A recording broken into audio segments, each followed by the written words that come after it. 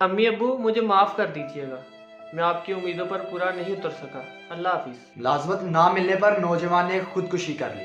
بھائی میں امتحان پاس نہیں کر سکا، اب میں اس ندامت کے ساتھ زندہ نہیں رہنا چاہتا، میں چلتا ہوں، اللہ حافظ۔ امتحان میں پاس نہ ہو سکنے پر طالب علم نے زہر کھا لیا۔ امی مجھے معاف کر دینا، لیکن میں یہ شادی نہیں کر سکتا، آخرت میں ملاقات ہوگی، اللہ حافظ۔ رشتے کے تنازع پر نوجوان نے پھندا گلے میں ڈال لیا۔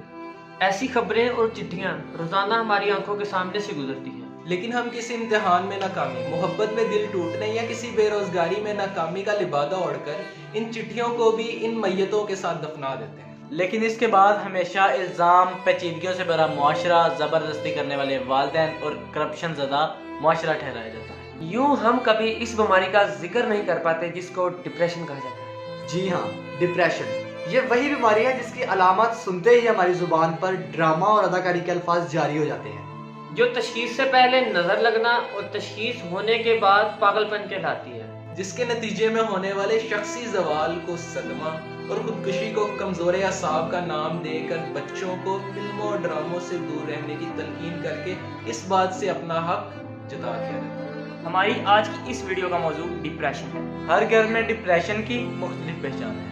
بیٹے کو ہو جائے تو ایموشنل بلیک میلنگ سے ماں باپ کو ڈرانا، اور بہو کو ہو جائے تو ماں کا سکھایا ہوا ڈرامہ سمجھا جاتا ہے، ماں باپ کو ہو جائے تو بڑھاپے کا سٹھیانا، اور ملازم کو ہو جائے تو کام سے جان چھڑانے کا بہانہ قرار پایا جاتا ہے۔ ہمارے معاشرے صحت اور طب کی معلومات میں شدید گمان اور کم علمی کا شکار ہے۔ جس معاشرے میں شوگر کا علاج شہد اور ہیپاٹائٹس کا علاج کبوتر سے کیا جاتا ہے، اس معاشرے کی عوام کو ڈپریشن کے متعلق سمجھانا اتنا ہی مشکل ہے جتنا کہ انہیں یہ سمجھانے میں وقت لگتا ہے کہ یہ بھی بلڈ پریشر اور شوگر کی طرح ایک بیماری ہے۔ جیسے شوگر میں انسان کے جسم میں انسولین بننا بند ہو جاتی ہے، ویسے ہی ڈپریشن میں انسان کے دماغ میں بہت سے کیمیکل جن کو نیورو ٹرانسمیٹر کہا جاتا ہے، ان کا توازن بگڑ جاتا ہے۔ جیسے کہ شوگر کی کچھ علامات ہوتی ہیں، مثلا پیاس بہت زیادہ لگنا، پیشاب کا بہت زیادہ آنا اور وزن کا کم ہونا، ایسے ہی ڈپریشن کی بھی 9 علامات ہیں۔